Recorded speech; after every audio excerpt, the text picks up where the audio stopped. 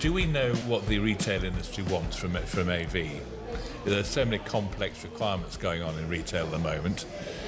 Are we sure the AV industry is supplying it properly?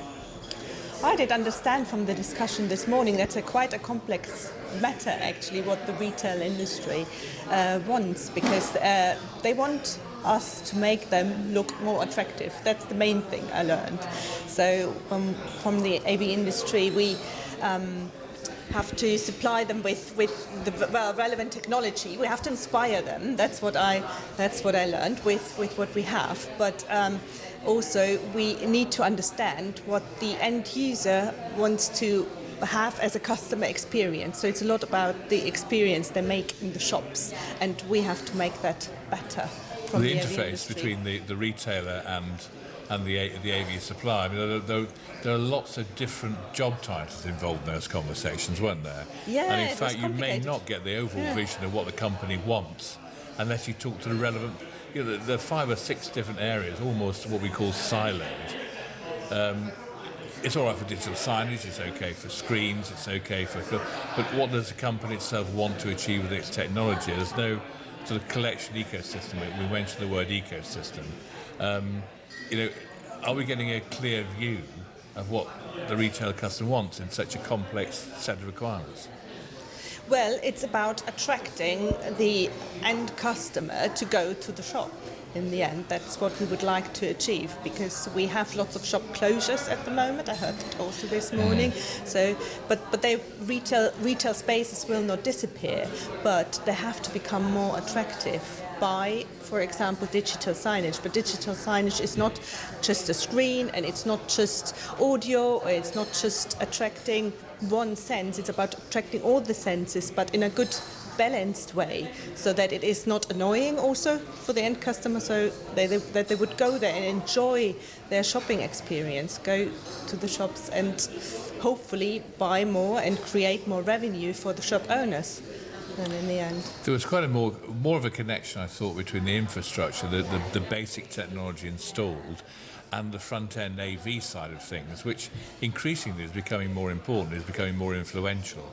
And there's more of a connection between that front end and what, thanks to our CIO audience this morning, and the back end. And the two ends are trying to connect with each other so we can respond very quickly to the demands being made by the customer into supplying it at the fulfillment end. And that's why there probably haven't been many European rollouts of these big digital signage operations, and there have been. But the interactivity is one thing, but actually connecting it to how the business works is quite another one. That's quite a big implication, I think, for technology and retail.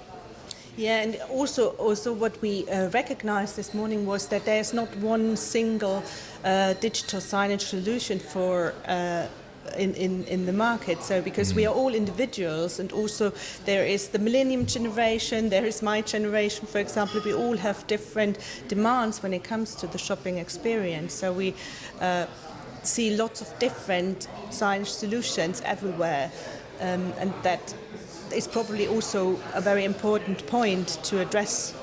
Interesting point about labs being set up. We saw our first lab, I think, at Arup. Very non-retail in a sense, but Arup were testing new environments. There's one at Tesco's. We were almost getting the Tesco labs people along this morning. Sainsbury's had one, and so John Lewis had one. I think Julian was mentioning that one he'd worked on. It seemed like a great idea of test bedding new technologies that the business may want without committing to large-scale purchase instantly. So you can't see all the technology the company has to offer, but you can have a flavour of what you might want to achieve by setting up a miniature version of it in a lab, for example. I thought it was a very good idea. I think it was an excellent idea, because we, as a manufacturer, very often come up with ideas or with technology that might work, that might not work, and I think it's a very good idea just to test things, whether they would go or would work or not, because in the first place you don't know if that is successful or not. But I like very much also that the retail industry is quite open for, they said, inspire us. Indeed, and also the manufacturers as well, letting us know what products you've got in the pipeline coming down in about 6 months to a year's time, potentially. I think more manufacturers should perhaps do that, or do I they? think do they so, do that yeah. already? Or I haven't seen much of it, but I thought it's a great idea. Well, it is a great idea, and I think it is also a great idea to involve all the different stakeholders in it, because it's not only the manufacturers, because the manufacturers are dependent on consultants or on integrators, and of course also dependent on the retail customer.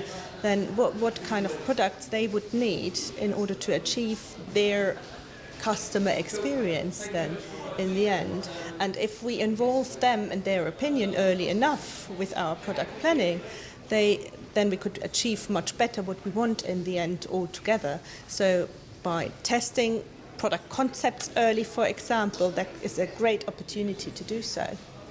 What retail technologies are sticking out for you at the moment? What do you think customers will be adopting over the next year or so?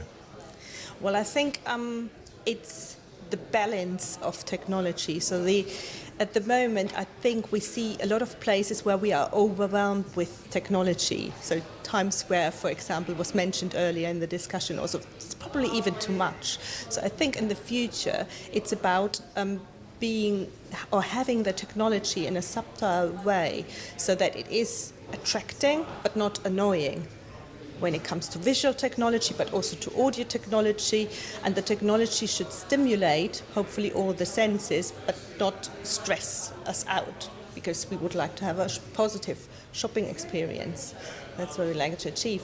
And when it comes to technology trends, I think LED is great. It's still quite expensive, but where the budgets are right, this is going to happen for sure, because it is subtle. There is no bezels anymore, so it's a great visual experience. But also products that are very very thin, picture-like, that are also subtle, that don't jump into your face as a digital screen, are something which we will see in the future.